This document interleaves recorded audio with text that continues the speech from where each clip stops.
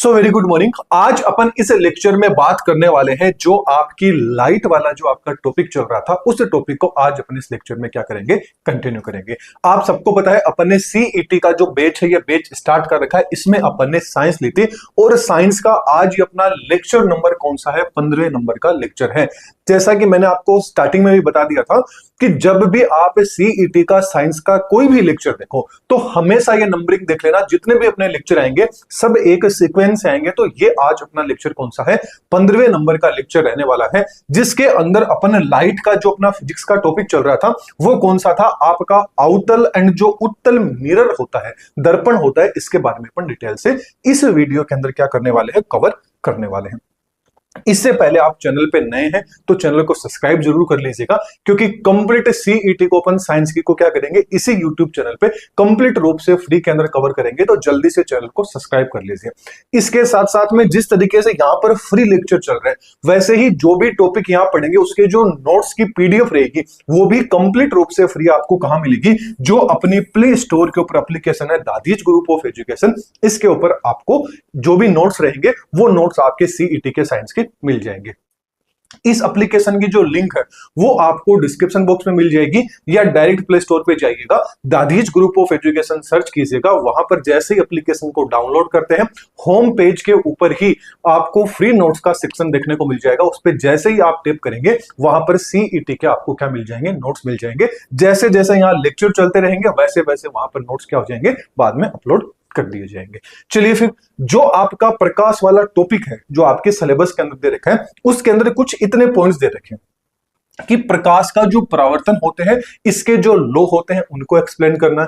इसके साथ साथ में प्रकाश का जो वर्ण विक्षेपण होता है यानी डिस्पर्सिंग ऑफ जो लाइट होती है इसको एक्सप्लेन करना है। जो आपके लेंस होते हैं ये क्या होते हैं, कितने प्रकार के होते हैं, साथ में जो आपका विजन डिफेक्ट्स होते हैं इनको अपन को क्या करना है, डिटेल में पढ़ना है कि दूरदृष्टि दोष और निकट दृष्टि दोष जो आपके होते हैं उनको अच्छे से पढ़ना है। तो अपना सबसे पहले कौन सा चल रहा था, प्रकाश का जो परावर्तन था ये अपन पढ़ रहे थे। लाइट वाला चैप्टर अपन देख रहे थे, लाइट के बारे में देख रहे थे।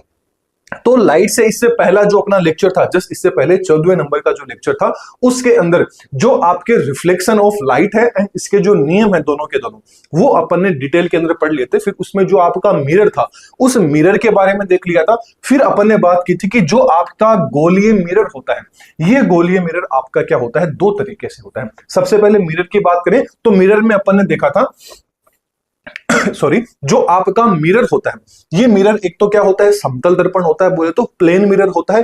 एक आपका कौन सा होता है, गोलाकार आपका मिरर होता है। तो जो आपका गोलाकार मिरर होता है ये गोलाकार मिरर मेनली कितने टाइप का होता है, कितने प्रकार का है, तो दो प्रकार का होता है। एक तो कॉनकेव होता है, एक कॉन्वेक्स होता है। बोले तो अवतल एंड उत्तल दो आपके क्या होते हैं, दर्पण होते हैं। यहां तक अपन ने जिससे जस्ट पिछले वाला जो लेक्चर था उसके अंदर डिटेल के अंदर अपन ने क्या कर ली थी, ये चीज एक्सप्लेन कर ली थी। अब आज वाला जो लेक्चर है जिस पर मेन फोकस ये रहेगा कि एग्जाम में क्वेश्चन कैसे बनेंगे मिरर वाले चैप्टर से और कौन कौन से क्वेश्चन बनेंगे, क्या क्या चीज अपन पढ़ेंगे। तो सबसे पहले जो आपका अवतल दर्पण है, उत्तल दर्पण है, जो दोनों के दोनों आपके गोलीय दर्पण के प्रकार है, इनको चलिए अपन एक्सप्लेन कर लेते हैं।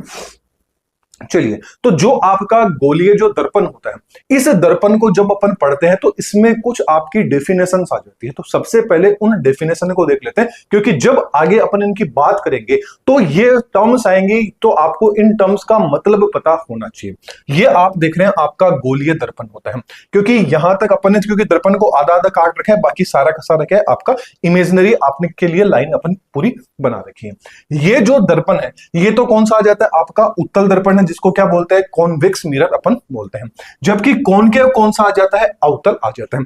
तो एक छोटा सा याद करने का, कई बार आप कंफ्यूज हो जाते हैं कि सर कॉनकेव कौन सा होगा, कॉन्वेक्स कौन सा होगा। थोड़ी सी ट्रिक बता रहा हूं, याद रख लेना। जिसकी स्पेलिंग सबसे बड़ी होगी तो नाम भी देख लीजिए, एक तो होता है अवतल,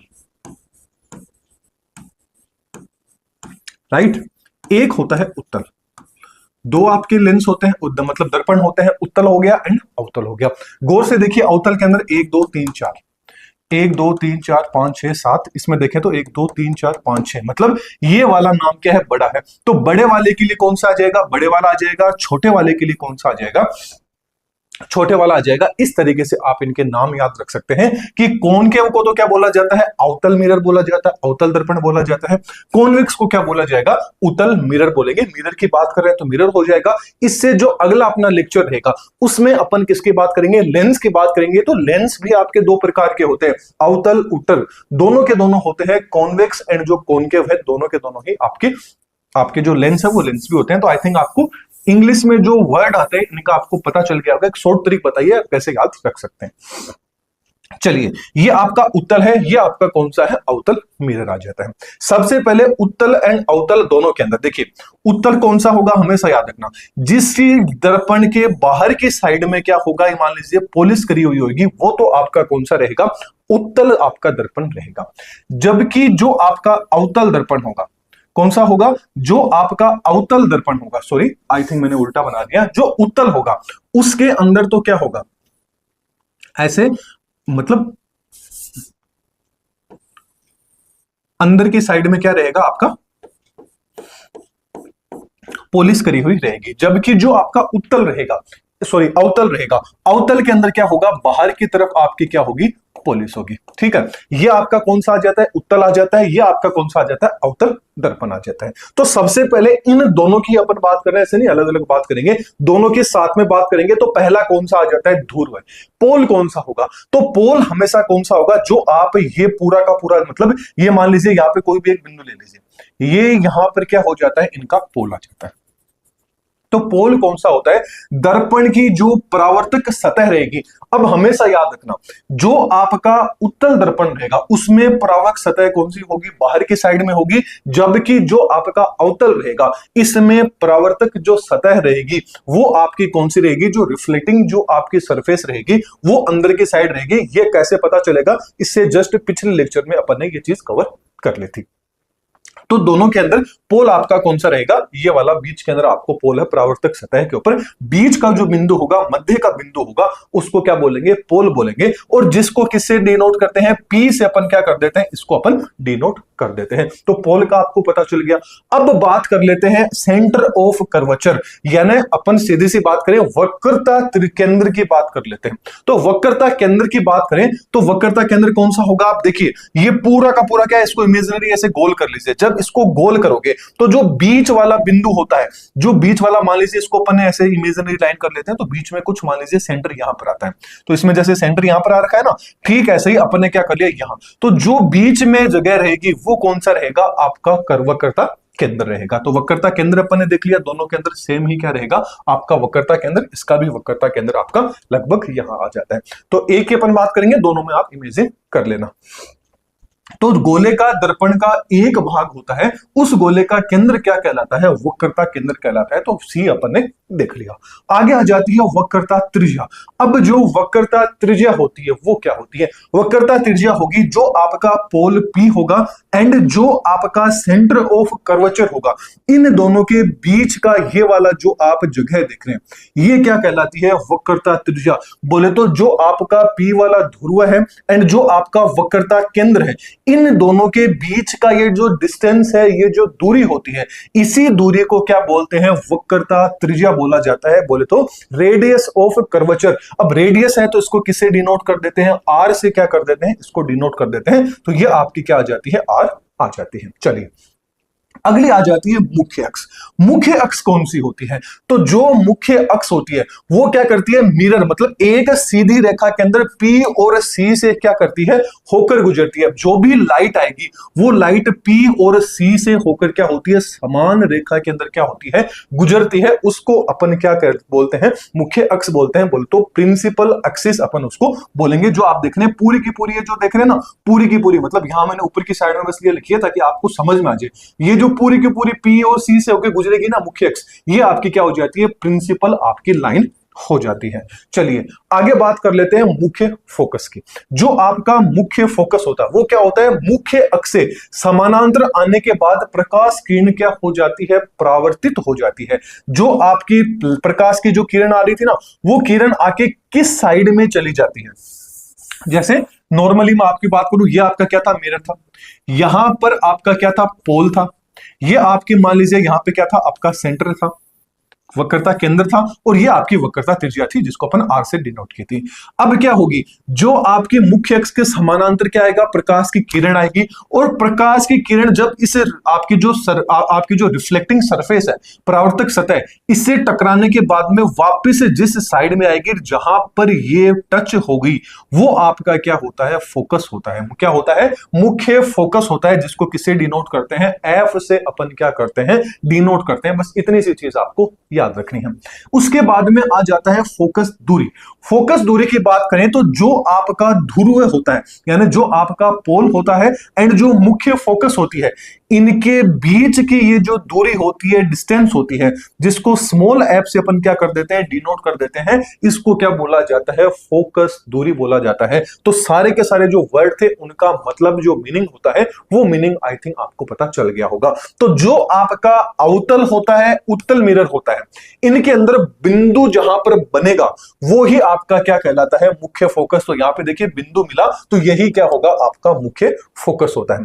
लेकिन जो आपका कॉनकेव बोले तो जो आपका उत्तल होता है, दर्पण होता है, उसके अंदर क्या बनता है, हमेशा जो फोकस होगा वो इमेजिनरी बनता है, मतलब आभासी बनता है। क्यों? क्योंकि इसमें लाइट यहां आएगी, सारी की सारी चीजें बाहर बनेगी, क्योंकि लाइट तो बाहर आ रही है ना, यहां से लाइट आएगी, टकराएगी तो लाइट क्या आ जाएगी, इस साइड में रिफ्लेक्ट हो जाएगी, तो यहां पर क्या बनेगा, एक इमेजिनरी बनेगी। ये यहां पर क्या बन गया, इमेजिनरी, ये पी था, तो ये आपका क्या आ जाता है, एफ आ जाता है। इस तरीके से चीज आपको याद रखनी है। तो ये अपन ने कुछ टर्मिनोलॉजी थी, इन टर्मिनोलॉजी को देख लिया। अब जो मेन अपना पॉइंट है उसको अपन डिस्कस करते हैं।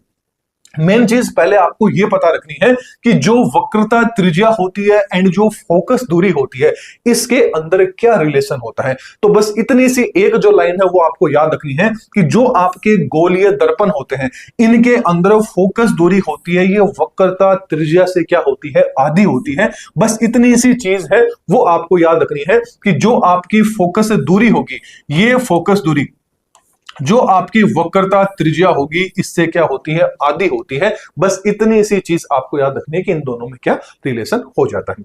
अब आपको दो फॉर्मूले हैं, ये फॉर्मूले आपको याद रखने हैं, वेरी वेरी इंपॉर्टेंट है। एक तो आ जाता है कि मिरर का जो फॉर्मूला जिसको दर्पण सूत्र बोलते हैं, एक आ जाता है मैग्निफिकेशन जो फॉर्मूला होता है वो एक्चुअल में क्या होता है। यहां से रिलेटेड एग्जाम में जो न्यूमेरिकल है वो न्यूमेरिकल पूछ लिए जाते हैं। तो न्यूमेरिकल आएंगे तो उनको सोल्व करने के अंदर ये जो आपके लिए सामने मिरर फॉर्मूले दे रखे हैं, ये सबसे ज्यादा इंपॉर्टेंट रहने वाले हैं। तो आज तो सिर्फ अपन मिरर के जो फॉर्मूले हैं, इन फॉर्मूले को आपको सिर्फ याद रखना है। फिर जिस टाइम पे अपन न्यूमेरिकल सोल्व करेंगे तब अपन इन दर्पण सूत्र को और अच्छे से समझ लेंगे। बस आपको दर्पण सूत्र है ये पता होना चाहिए। दर्पण सूत्र क्या होता है, 1/f इज इक्वल टू क्या होता है, 1/v प्लस 1/ क्या आ जाता है, u। ये क्या आ जाता है, आपका दर्पण सूत्र आ जाता है। अब चीज आ जाती है कि यहां पर f क्या है, v क्या है, एंड यहां पर क्या आ जाता है, u एक्चुअल में क्या होता है। तो f तो सीधी सी बात है, फोकस दूरी हो जाती है।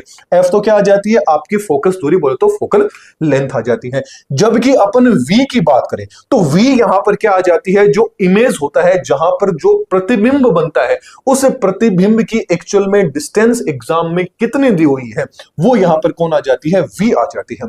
जबकि u की बात करें तो u क्या आ जाएगा, जो भी आपका ऑब्जेक्ट है वो ऑब्जेक्ट एक्चुअल के अंदर कितनी दूरी के ऊपर है, वो क्या आ जाती है, आपकी u। अब देखिए एग्जाम में क्या आएगा, एग्जाम में या तो आ जाएगा कि आपसे फोकस दूरी पूछ ली जाएगी, ये दोनों की दोनों चीजें आपको दी हुई रहेगी, तो आप इसके अंदर पूरी की पूरी वैल्यू रख देंगे तो आपके सामने उसका आंसर आ जाएगा, फोकस दूरी निकल के आ जाएगी। या मान लीजिए आपके इसको फोकस दूरी दी रहेगी एंड जो आपको ऑब्जेक्ट है, मतलब जो भी आपका प्रतिबिंब बन रहा था वो दिया है, लेकिन वस्तु की दूरी पूछ लेंगे तो आपको ये दोनों दी हुई मिल जाएंगी, यो आपको क्या है, निकालना हो जाएगा। या फिर आपको फोकस दूरी आपको एग्जाम में दी हुई आ जाएगी, वस्तु भी आपको दी हुई आ जाएगी, लेकिन जो प्रतिबिंब है उसको आपको निकालना है, तो वहां आप क्या निकाल लोगे, वी निकाल लोगे। इस तरह के एग्जाम में क्वेश्चन आपके आ सकते हैं। फिर आ जाता है एक मैग्निफिकेशन। जो मैग्निफिकेशन होता है इसका एक्चुअल में क्या होता है, मतलब इसका जो फॉर्मूला है वो क्या होता है, इसका फॉर्मूला होता है h डैश बटे h, या आप इसको बोल सकते हैं v बट्टे क्या आ जाता है u। हमेशा याद रखना ये हमेशा आपके क्या रहेगा, माइनस के अंदर यहां पर रहेगा। अब आवर्धन जो आपकी क्षमता होती है, याद रखना इसका एक्चुअल फॉर्मूला क्या आ जाता है आवर्धन का, कि प्रतिबिंब की जो ऊंचाई होती है हाइट वो, एंड जो आपके सामने वस्तु थी उस वस्तु की ऊंचाई कितनी होती है वो क्या कहलाता है, मैग्निफिकेशन। जैसे थोड़ा सा मैं समझाने की कोशिश करूं आपको, आज जिस टाइम पे अभी थोड़ी देर में अपन मिरेज जो आपकी जो इमेज होती है वो कैसे बनती है उसको पढ़ेंगे तब अच्छे से समझ में आ जाएगा। ये मान लीजिए आपका दर्पण था, ये आपकी मेन जो मतलब जो मेन जो फोकस थी लाइन थी वो लाइन आ गई। अब यहां से कोई प्रकाश की किरण आई, मान लीजिए यहां पर दिया हुआ है कि कोई वस्तु रखी हुई है, तो ये तो क्या आ गई, वस्तु की ऊंचाई आ गई। फिर यहां पर मान लीजिए जो प्रतिबिंब बनता है वो फॉर एग्जांपल मान लीजिए यहां पर बनता है, तो ये वाली एंड ये वाली इन दोनों की हाइट कितनी है वो आपकी क्या होती है, आवर्धन क्षमता होती है। बस इतनी सी चीज है वो आपको याद रखनी है कि वस्तु एंड जो प्रतिबिंब बना है इनकी एक्चुअल के अंदर हाइट कितनी है वो आप इनकी वैल्यू रख देंगे तो आपके सामने क्या आ जाएगी, आवर्धन आप निकाल सकते हैं, मैग्निफिकेशन निकाल सकते हैं। तो इस तरीके से ये कुछ फॉर्मूले होते हैं, इनको जब न्यूमेरिकल पढ़ेंगे तब इनको और अच्छे से देख लेंगे। बस इनका जो फॉर्मूला है ये फॉर्मूला हमेशा क्या रखना है, आपको याद रखना है। चलिए अब हमेशा एक चीज इंपॉर्टेंट और आ जाती है कि जब आप गोलीय दर्पण पढ़ते हैं तो उसके अंदर जो साइन होते हैं कि कौन सी चीज पॉजिटिव होगी, क्योंकि इमेज ऊपर भी बनती है नीचे भी बनती है, तो कौन सी पॉजिटिव रहेगी कौन सी नेगेटिव, क्योंकि जो पॉजिटिव एंड जो नेगेटिव चिन्ह रहेंगे वो ही एक्चुअल के अंदर जो आपके आंसर आएंगे उन आंसर को क्या करेंगे, इफेक्ट करेंगे। जैसे आपने मैथमेटिक्स में जनरली पढ़ा होगा, आपने इस तरह का एक जिस टाइम पे आप ग्राफ वगैरह बनाते हैं तब ये चीज आपने पढ़ी होगी ग्राफ में, मैथमेटिक्स के अंदर आप ये देखते होंगे कि हमेशा यहां से ये जो ऊपर वाला रीजन रहेगा ये हमेशा क्या होता है, आपका पॉजिटिव होता है। ये कौन सा होता है, आपका हमेशा पॉजिटिव होता है। इस साइड में भी होता है, ऊपर की मतलब दोनों साइड की अपन ऊपर की बात कर रहे हैं। इस साइड की बात करें तो इधर वाला हमेशा क्या होता है, आपका नेगेटिव होता है, और सेम ऐसे ही इस साइड वाला भी हमेशा आपका क्या होता है, नेगेटिव। इधर वाला कौन सा होता है, सॉरी पॉजिटिव होता है, इधर वाला कौन सा होता है, नेगेटिव। नीचे वाले की बात करें तो नीचे वाला कौन सा होता है, हमेशा आपका नेगेटिव होता है। ये आप ग्राफ पढ़ते हैं तो ग्राफ में ये चीज आपने देखी होगी, मैथमेटिक्स में आप ये चीज देखते हैं कि हमेशा ऊपर की साइड वाला कौन सा होगा, पॉजिटिव होगा। इस साइड की जो भी वैल्यू रहेगी वो हमेशा पॉजिटिव रहेगी, इस साइड की जो भी वैल्यू रहेगी वो हमेशा नेगेटिव रहेगी। क्यों, क्योंकि अपन इसको क्या ले लेते हैं, जीरो मान लेते हैं। तो यहां पर आप ऊपर चलोगे तो 1 2 3 4 5 चलोगे तो नीचे -1 -2 -3 -4 ऐसे चलोगे। इस साइड में जाओगे तो जीरो से इधर चलोगे तो 1 2 3 4 पॉजिटिव आ जाएंगे, और इस साइड में जाओगे तो -1 -2 -3 -4 इस तरीके से चलती रहेगी। तो ये चीज आपको पता चल गया होगा पॉजिटिव और नेगेटिव का मतलब यहां पर क्या है। तो जो आप नंबरिंग करते हैं ना, बस वो नंबरिंग ऐसे है कि किसी चीज जीरो, क्योंकि मेन सेंटर अपन ने क्या लिया, जीरो लिया। यहां से 1 2 3 लिखोगे, नीचे 1 2 3 लिखोगे तो माइनस में आ जाएंगे, ये पॉजिटिव में आ जाएंगे, प्लस में।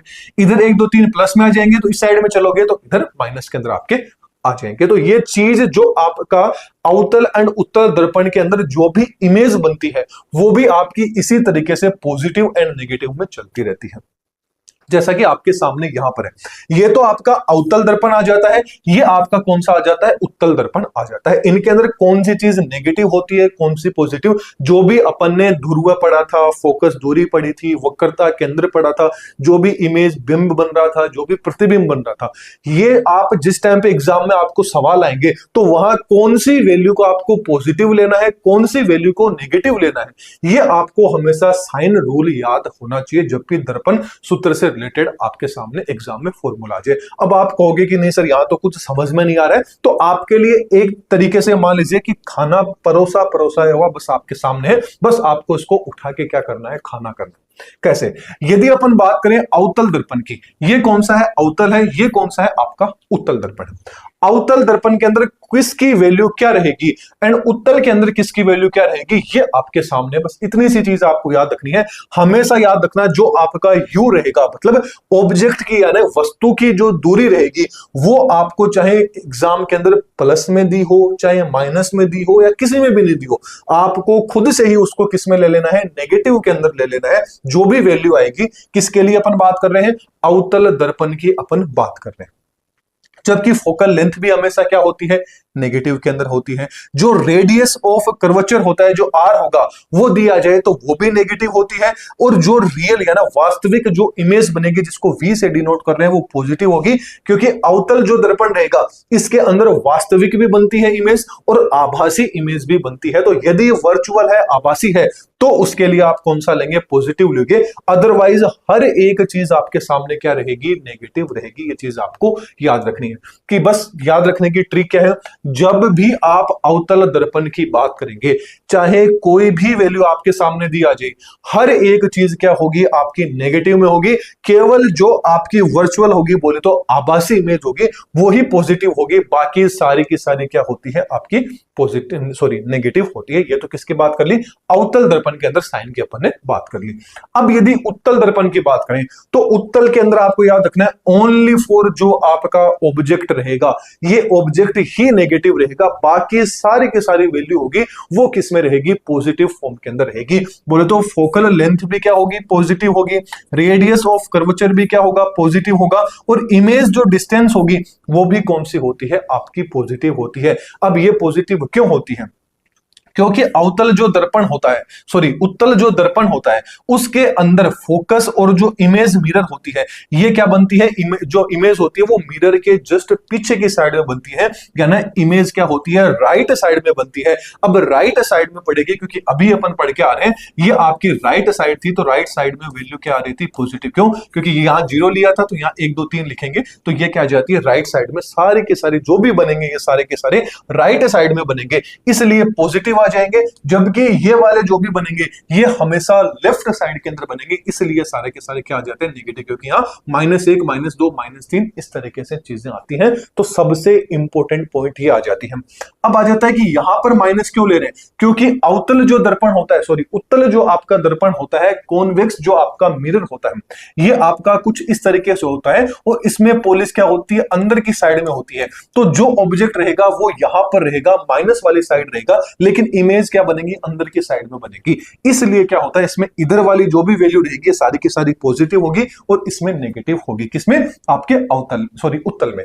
अब अवतल की बात करें तो अवतल में क्या था, बाहर की साइड में आपका क्या था, पॉलिश ये किया हुआ था।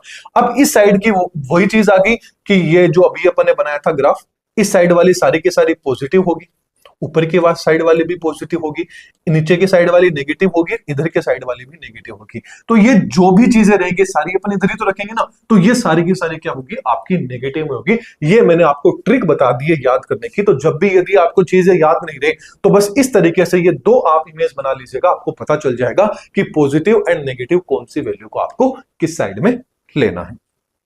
चलिए, ये तो अपन ने पूरे के पूरे जो साइन थे आपके, उन साइन को देख लिए। अब देख लेते हैं कि इमेज का फॉर्मेशन कैसे होता है।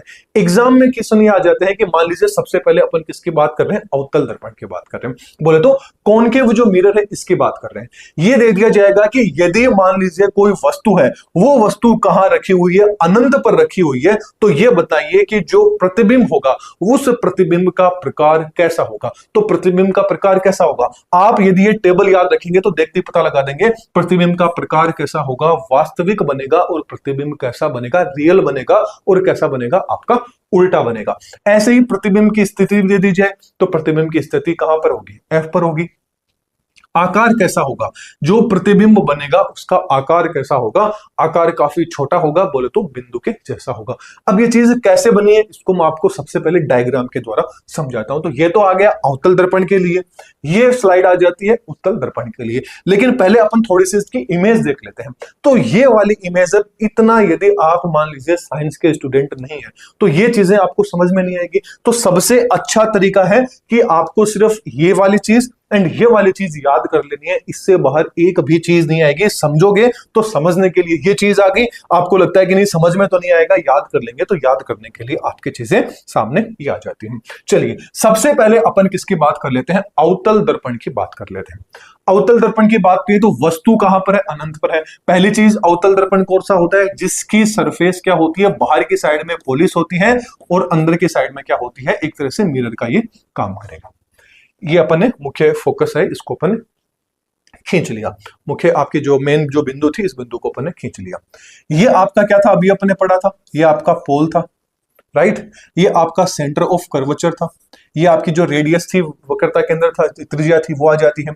अभी क्या बोल रहा है कि वस्तु यदि अनंत पर हो, मतलब कोई भी ऑब्जेक्ट है वो काफी दूर पर है, दिखाई नहीं दे रहा है, अनंत पर दिख रहा है, तो जो भी आपकी लाइट आएगी वो लाइट यहां पर टकराएगी और टकराने के बाद में क्या आ जाएगी, यहां से निकल जाएगी। और ठीक ऐसे ये वाले यहां पर आएगी लाइट, दूसरी इमेजिनरी लाइट आएगी, वो भी टकराएगी और टकरा के कहीं ना कहीं दूसरी जगह जाएगी और यहां पर क्या हो जाएगी, आपकी मिल जाएगी, जहां भी मिलेगी।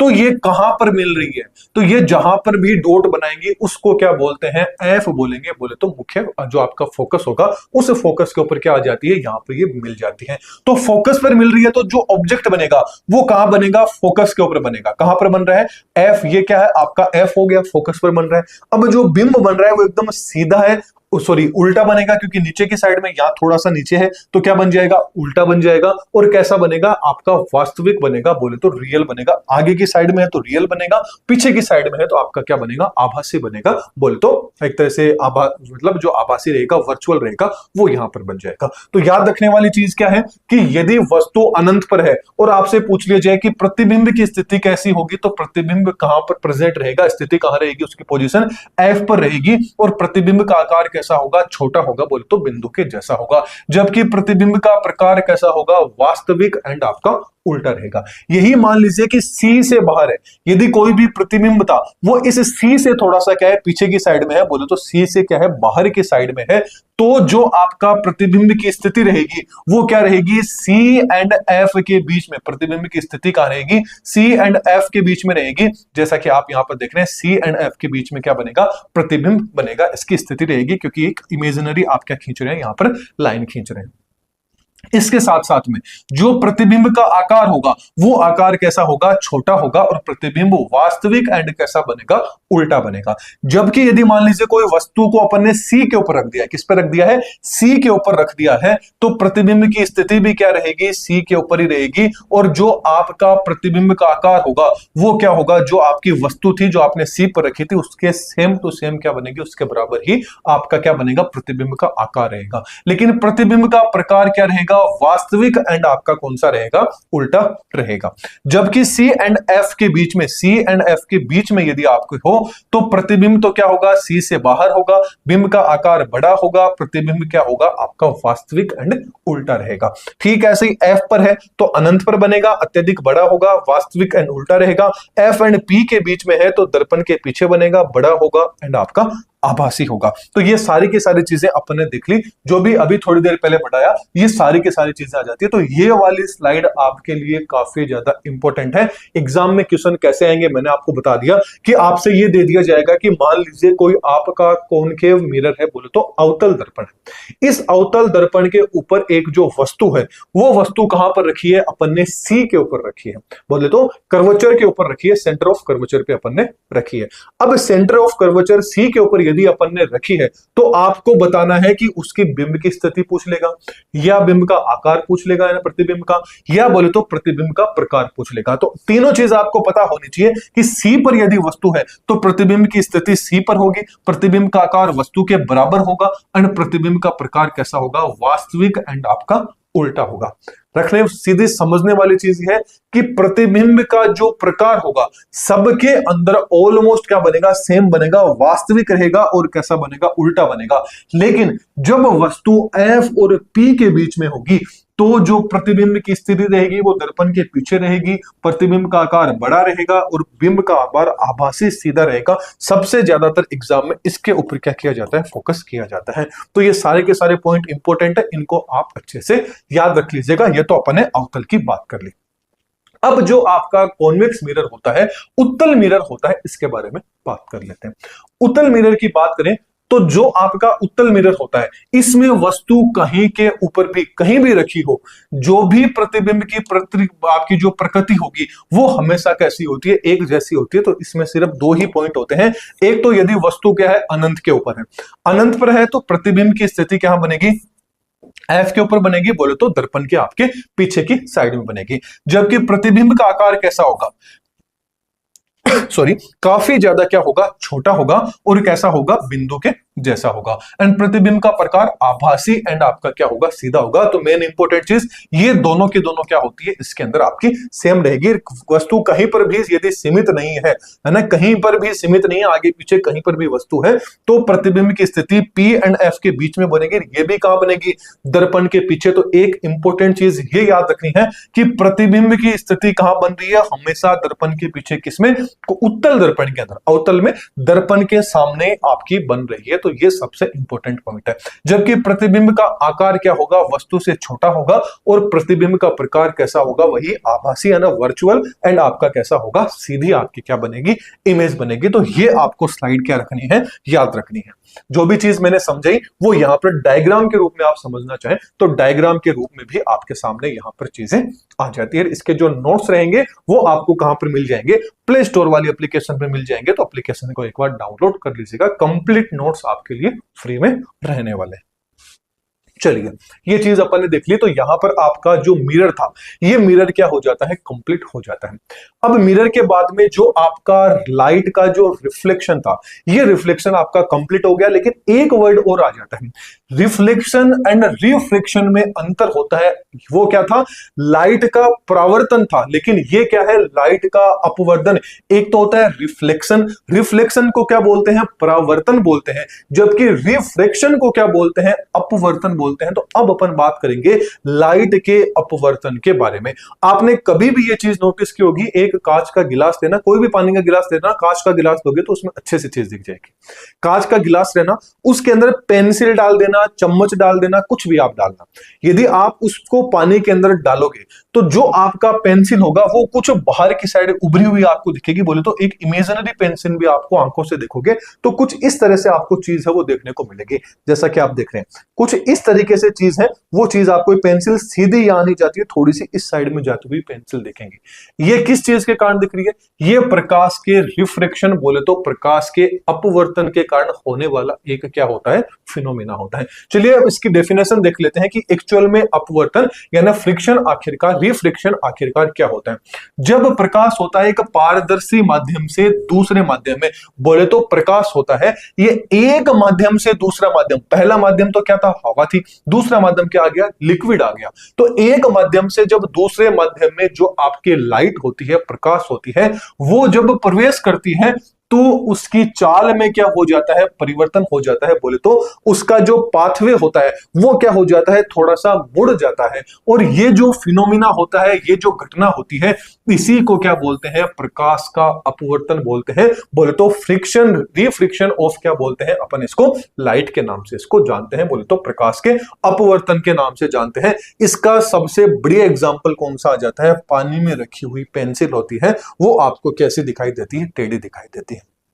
इसका रीजन क्या है कि भाई एक्चुअल में ऐसा होता क्या है, तो ऐसा इसलिए होता है कि प्रकाश की जो चाल होती है वो हर एक मीडियम के लिए क्या होती है, अलग अलग होती है। जैसे हवा की बात करें और पानी की बात करें तो हवा के अंदर तो जो वायु होती है इसमें तो प्रकाश की चाल कैसी होती है, अधिक होती है। इंपॉर्टेंट लाइन है, इसको याद रखिएगा कि हवा के अंदर वायु में प्रकाश की चाल कैसी होती है, अधिक होती है। जबकि जल के अंदर, वाटर के अंदर इसकी चाल क्या होती है, आपकी कम होती है। ये चीज आपको याद रखनी है।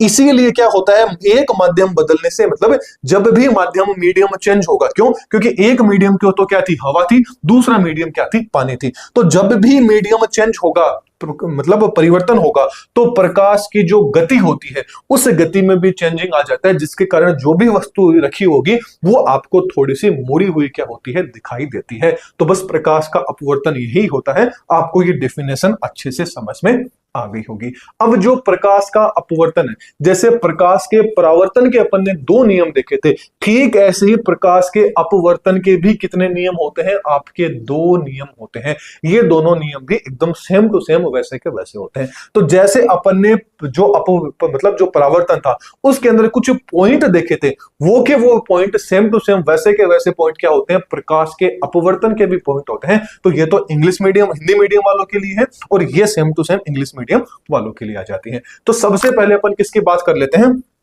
वही चीज करते हैं। ये मीडियम क्या आ जाता है, पहला आ जाता है। ये मीडियम कौन सा आ जाता है, सेकंड आ जाता है। पहला मीडियम फॉर एग्जांपल अपन ने हवा ले ली, दूसरा मीडियम अपन ने कौन सा ले लिया, पानी ले लिया। अब देखिए सीधी सी बात है कि लाइट है। अब लाइट से कोई ना कोई किरण आ रही है, जो भी लाइट से, फॉर एग्जांपल सन से कोई भी लाइट आ रही है, वो जो लाइट आएगी वो लाइट कौन सी होगी? इंसिडेंट आपकी रे रहेगी, बोले तो आपतित आपकी कौन सी होती है? किरण होती है। अभी आपतित किरण क्या होगी? किसी न किसी सरफेस से, अब मान लीजिए ये पानी की सरफेस थी, इस पानी के सरफेस से जैसे ही टकराती है वैसे ही क्या होती है? रिफ्लेक्ट हो जाती है। तो यहां से क्या होगी? अब सीधी सी बात है, पानी की किरण से रिफ्लेक्ट होगी, तो रिफ्लेक्ट होके क्या आ जाती है? आपकी ये नीचे के साइड में क्या आ जाती है? थोड़ी सी, मतलब जिस स्पीड से आ रही है ना, जिस एंगल में, उस एंगल में नहीं आके थोड़ा सा क्या होता है, इस साइड में क्या होती है? ये मुड़ जाती है। किस साइड में? अंदर के साइड में क्या होती है? मुड़ जाती है, बोले तो रिफ्लेक्ट हो जाती है। तो ये आपकी कौन सी आ गई?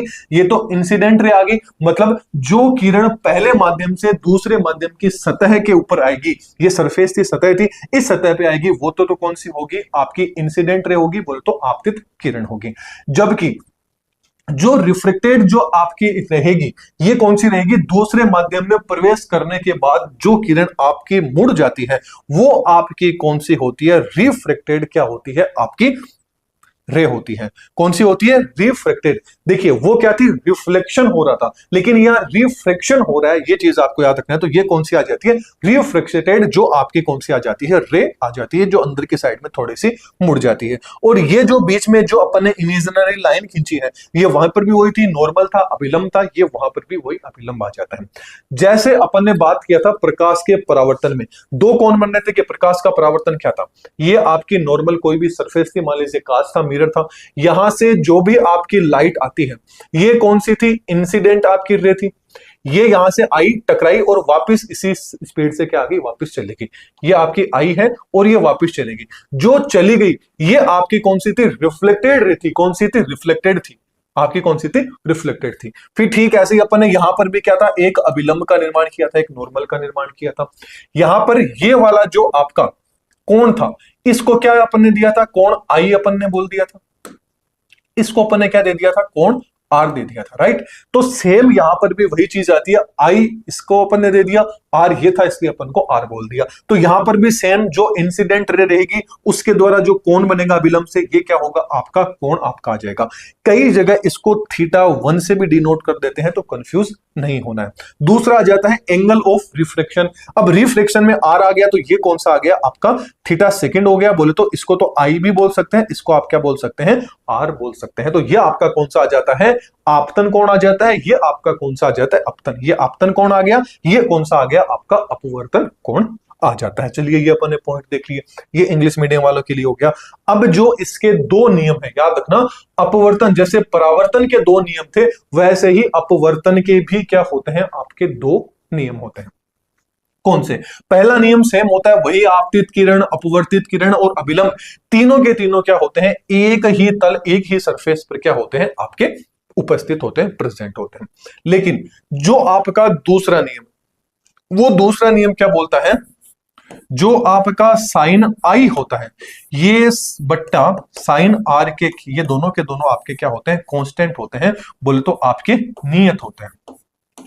कैसे होते हैं? आपके नियत होते हैं, बोले तो आपके क्या होंगे? कांस्टेंट होंगे। और इसी को क्या बोला जाता है? स्नेल का नियम बोला जाता है। तो कई बार एग्जाम में पूछ लिया जाता है कि स्नेल का नियम क्या था, तो याद रखना स्नेल का नियम क्या था? साइन आई बट्टे sine I is equal to क्या होता है? कांस्टेंट।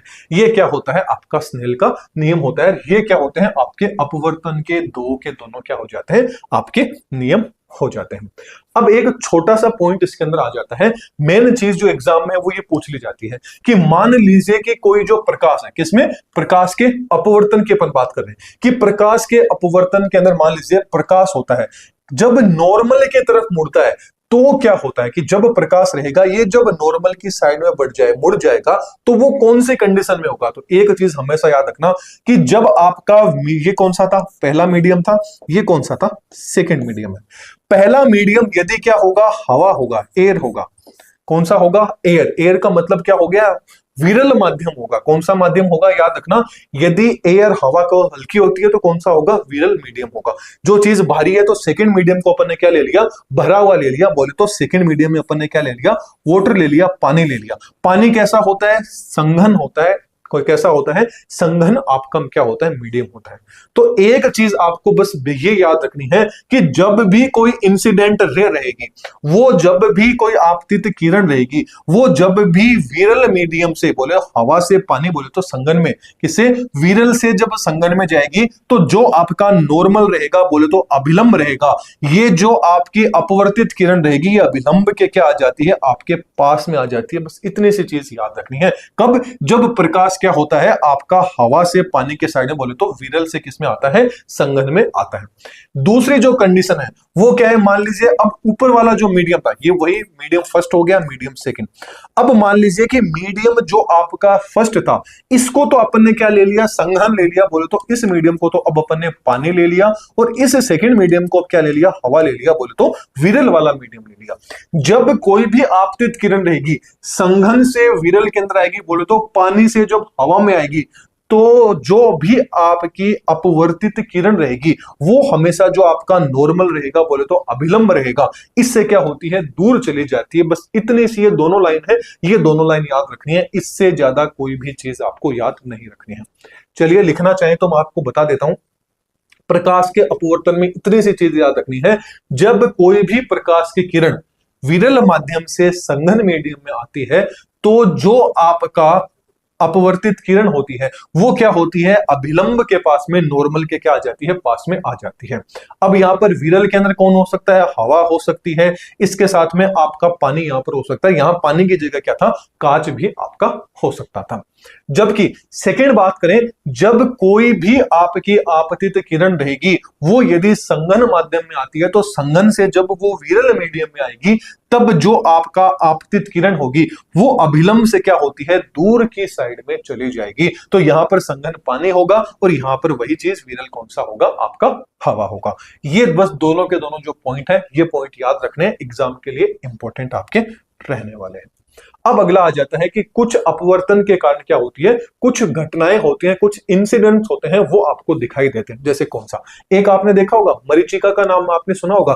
कभी भी आप रोड पे गाड़ी चलाते हैं, रेगिस्तान पे आप जाते हैं, तो काफी दूर में आप जैसे देखते हैं रोड पर, यदि रोड पूरी की पूरी खाली है, सपाट है, तो आप देखते हैं कि जगह आपको ऐसे लगता है कि रोड के थोड़ा सा आगे चलते ही पानी इकट्ठा है। तो एक्चुअल में वही क्या होता है, मरीचिका होता है। ये चीज ज्यादातर आपको रेगिस्तान में देखने को मिलती है, क्योंकि सूर्य का प्रकाश आता है तो वहां पर क्या दिखता है, आपको ऐसे दिखता है कि पानी पानी, चारों साइड में क्या है, पानी। एक्चुअल में वही क्या कहलाता है, प्रकाश का अपवर्तन कहलाता है। ये जो पूरा का पूरा इंसिडेंट होता है ना, प्रकाश के अपवर्तन के कारण होता है। तो पहली चीज तो क्या आ जाता है, एग्जांपल क्या आ जाता है इसमें, कि पानी में चम्मच का क्या होना, टेढ़ा दिखाई देना, ये पहली घटना होगी। एक घटना होती है कि तालाब में मछली हमेशा क्या होती है, ऊपर दिखाई देती है, लेकिन एक्चुअल में वो पानी के थोड़ा क्या होती है, काफी नीचे होती है। रात के टाइम तारे होते हैं, तारे टप टप आपके टिमटिमाते हैं। तो एग्जाम में पूछ लिया जाता है कि तारे किसके कारण टिमटिमाते हैं, तो याद रखना, जो एटमॉस्फेरिक जो रिफ्लेक्शन होता है, इस एटमॉस्फेरिक रिफ्लेक्शन के कारण, बोले तो अपवर्तन के कारण क्या होते हैं, तारे आपको टिमटिमाते हुए नजर आते हैं। इसके साथ साथ में जो आपका सूर्योदय होता है, सूर्यास्त होता है, ये 2 मिनट सूर्योदय 2 मिनट पहले हो जाता है, सूर्यास्त 2 मिनट के बाद में होता है। तो एक्चुअल के अंदर ये भी आपका वायुमंडलीय एटमॉस्फेरिक जो रिफ्लेक्शन होता है, अपवर्तन होता है, इसके कारण ही सूरज अपन को जल्दी होता हुआ और देर से अस्त होता हुआ दिखाई देता है। तो ये भी आपके अपवर्तन में आ जाते हैं। इनको और डिटेल में अच्छे से अपन जिस टाइम पे प्रकाश का जो आपका डिस्पर्सन है होता है वो पढ़ेंगे, विवर्तन, उसमें अपन इन चीजों को अच्छे से देख लेंगे। अब देखिए, जो आपका परावर्तन होता है एंड जो आपका अपवर्तन होता है, बोले तो रिफ्लेक्शन एंड रिफ्लेक्शन, इन दोनों के अंदर एक्चुअल में डिफरेंस क्या होता है वो अपन बात कर लेते हैं। देखिए, प्रकाश वापस यदि उसी मीडियम से चला गया, मतलब प्रकाश जिस मीडियम से आया और उसी मीडियम से वापस चला गया, क्योंकि ये पहला मीडियम था, ये दूसरा था, प्रकाश दूसरे में तो आया ही नहीं, सरफेस से टकराया और वापस उसी मीडियम में चला गया, वो तो क्या कहलाता है, रिफ्लेक्शन कहलाता है, बोले तो प्रकाश का परावर्तन कहलाता है। अब यही वही चीज है, प्रकाश आया और क्या आ गया, थोड़ा इस साइड में आ गया, मतलब एक माध्यम से यदि प्रकाश दूसरे माध्यम में आ जाता है तो यह प्रकाश का क्या कहलाता है, रिफ्लेक्शन, बोले तो आपका अपवर्तन कहलाता है। मतलब प्रकाश एक माध्यम से दूसरे माध्यम में क्या कर लेता है, प्रवेश कर लेता है। इसमें क्या होती है, दिशा बदलती है, लेकिन इसमें दिशा और चाल दोनों के दोनों क्या हो जाती है, चेंज हो जाती है, लेकिन इसमें ओनली फॉर कौन बदलती है, आपकी दिशा। फॉर एग्जांपल इसमें मिरर आ जाता है, इसमें पानी में जो आपकी पेंसिल आपने देखी थी वो इसका क्या आ जाता है, एग्जांपल। अब जो अपन ने अभी तक पढ़ा है उन सब का यदि अपन ब्रीफ नोट ले ले कि एग्जाम के टाइम पे ये इतनी चीजें देख ले, तो जल्दी से आपको क्या आ जाती है, सारी चीजें रिवाइज हो जाती है। जैसे प्रकाश का एक माध्यम से दूसरे माध्यम में मुड़ना क्या कहलाता है, आपका रिफ्लेक्शन कहलाता है। और जो मुख्य इसका कारण होता है वो क्या होता है कि प्रकाश की जो चाल होती है उस चाल में क्या हो जाता है, आपका परिवर्तन हो जाता है। तो चाल में परिवर्तन हो रहा है तो सीधी सी बात है दिशा में भी परिवर्तन हो जाता है। अब इसमें क्या होता है कि विरल से यदि संगल में जा रहे हैं तो जो आपकी लाइट रहेगी, यानी जो आपका अपवर्तन होगा, यानी जो रिफ्लेक्टेड जो आपकी रे रहेगी वो क्या होगी, नॉर्मल की साइड में चली जाएगी, नॉर्मल के पास में आ जाएगी। जबकि यदि संगन से विरल में जाएंगे तो नॉर्मल से क्या होती है, जो रिफ्लेक्टेड रे होती है वो आपकी उससे क्या होती है, दूर चली जाएगी। जबकि स्नेल का नियम क्या है कि साइन आई बट्टे साइन आर क्या होते हैं, दोनों के दोनों कांस्टेंट आपके होते हैं। जबकि पानी में वस्तु ऊपर की साइड में दिखाई देती है, उसका रीजन क्या होता है, आपका अपरेंटेड क्या होता है, डिप्थ इसका रीजन होता है। जबकि तारे जो टिमटिमाते हैं वो किसके कारण टिमटिमाते हैं, वायुमंडलीय जो आपका रिफ्लेक्शन होता है, बोले तो अपवर्तन होता है, उसके कारण, एटमॉस्फेरिक रिफ्लेक्शन के कारण। जबकि एडवांस जो सनराइज होता है, मतलब सूर्य उदय जल्दी होना और सूर्य अस्त डिले होना, लेट होना, सनसेट होना, इन दोनों में 2 मिनट का समय होता है। ये चीज आपको याद रखनी है, ये भी एटमॉस्फेरिक रिफ्लेक्शन होता है, इसी के कारण होता है। तो ये अपन ने कंप्लीट आपने जो पूरा का पूरा अपन शुरू से क्या लेके चल रहे थे, जो आपका प्रकाश का परावर्तन एंड जो अपवर्तन होता है, बोले तो इस पॉइंट को अपन ने क्या कर लिया है, कंप्लीट कर लिया है। अब जो अगला लेक्चर रहेगा उसमें प्रकाश का जो डिस्पर्सन ऑफ लाइट है इसको देख लेंगे, एंड जो आपके लेंस के टाइप होते हैं इन दोनों को अपन क्या कर लेंगे, इस अगला जो वीडियो रहेगा उस वीडियो के अंदर अपन डिटेल के अंदर पढ़ लेंगे। तो आज अपन ने ये जो आपका पूरा का पूरा क्या देख लिया है, प्रकाश के जो आपके परावर्तन के जो नियम थे, अपवर्तन के नियम थे, इन सारी चीजों को देख लिया है। तो ये आज अपना लेक्चर क्या हो जाता है, कंप्लीट हो जाता है। इसके जो नोट्स रहेंगे वो नोट्स कहां मिल जाएंगे, आपके प्ले स्टोर वाली जो एप्लीकेशन है इसके ऊपर मिल जाएंगे। और लाइट का जो अगला लेक्चर रहेगा उसमें अपन फिर मिलेंगे। इसके साथ साथ में ये कुछ सोशल मीडिया है, इनको भी फॉलो करना चाहिए तो कर सकते हैं। वीडियो पसंद आए तो वीडियो को लाइक कीजिएगा, चैनल पे नए तो चैनल को सब्सक्राइब जरूर कीजिएगा, एंड ज्यादा से ज्यादा लोगों को शेयर कीजिएगा। तो चलिए फिर अगले वीडियो में नए टॉपिक के साथ में फिर मिलते हैं। Thank you.